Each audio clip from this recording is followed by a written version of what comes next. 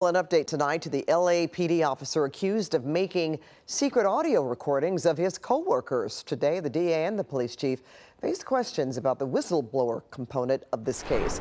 And CBS LA assignment editor Mike Rogers at the desk now. Mike, that officer says he made those recordings to sound the alarm on hateful conduct within the department. That's right, Pat. And new just a few moments ago, the mayor is now reacting to this. We'll get to her statement in a moment, but I can tell you the chief of police, Jim McDonnell, as well as Los Angeles County DA Nathan Hochman, faced a series of questions regarding Officer Daniel Flores. Now, remember, Officer Flores was charged with 16 felony counts of eavesdropping. Some of the comments that we have reviewed from those recordings, so egregious we can't even tell them to you on television. But what we can tell you is that they were racist towards several different ethnicities, homophobic, and anti-woman as well. A lot of those comments, again, in court documents that we have reviewed, but too disturbing to repeat them to you here on TV. Now, Officer Flores, according to his attorney, secretly recorded those and then handed them in himself to the Internal Affairs Bureau, as well as the Office of Inspector General.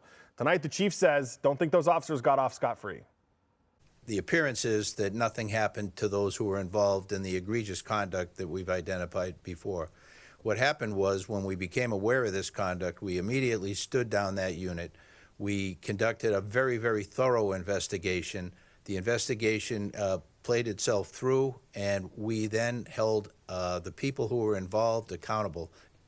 So if the message that police officers or anybody takes from this is that they can't engage in the legal means for to achieve whatever purpose they set out to achieve, and that deters police officers or anyone else from engaging in illegal conduct, then yes, that is the dual message that we are sending, along with supporting whistleblowers where they go through the proper legal channels.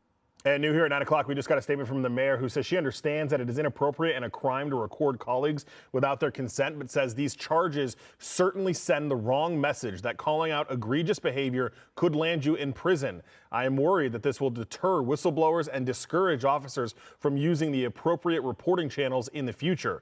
But I can tell you that Officer Flores' attorney, Alan Jackson, said that same sentiment, or had that same sentiment, saying that this was not something that he leaked to the press, not something that he tried to go public with. He took it directly to Internal Affairs and expected them to do something about it. And in this case, it appears that they did, but he also got caught up in this as well. Now, tonight, the chief, Jim McDonnell, says that 17 officers found the allegations against them sustained, and they are going through the administrative reprimand process. But because of state law, we won't know what that is or what their punishments were.